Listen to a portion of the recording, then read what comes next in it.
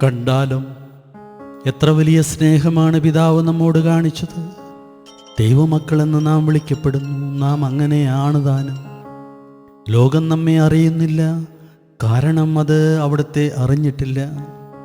വിശുദ്ധ യോഹന്നാൻ ശ്ലീഹായുടെ 1-ാം ലേഖനം 3-ാം അധ്യായം 1-ാം വാക്യത്തിൻ്റെ പൊരുൾ ധ്യാനിച്ചുകൊണ്ട് മാതാവിൻ്റെ പിറന്നാളിന് ഒരുക്കമായുള്ള ദിനങ്ങളുടെ 5-ാം ദിവസത്തിലേക്ക് നമുക്ക് പ്രവേശിക്കാം. യോഹന്നാൻ ശ്ലീഹായുടെ 1-ാം ലേഖനത്തിൽ തന്നെ 3-ാം അധ്യായത്തിലെ 15-ാം വാക്യത്തിൽ പറയുന്ന കർത്താവിനെ വെറുക്കുന്നവൻ കൊലപാതകിയാണ് എന്ന തിരുവചനം ധ്യാനിച്ചുകൊണ്ട് എസെക്കിയേൽ പ്രവാചകൻ്റെ 8-ാം അധ്യായം 16-ാം വാക്യത്തിലൂടെ സൂര്യനെ ആരാധിക്കുകയും ദേശത്തെ അക്രമം കൊണ്ട് നിറച്ച് കർത്താവിനെ പ്രകോപിപ്പിച്ച് കർത്താവിൻ്റെ കരുണ വലിച്ചെറിയുകയും ചെയ്യുന്നവരെ സമർപ്പിച്ചു. ദേശത്തെയും ദേശവാസികളെയും ഭൂവാസികളെല്ലാവരെയും സമർപ്പിച്ച് നമുക്ക് ഈ പുണ്യദിനത്തിനായിട്ട് ഒരുങ്ങാം. ഈശോയുടെയും അമ്മയുടെയും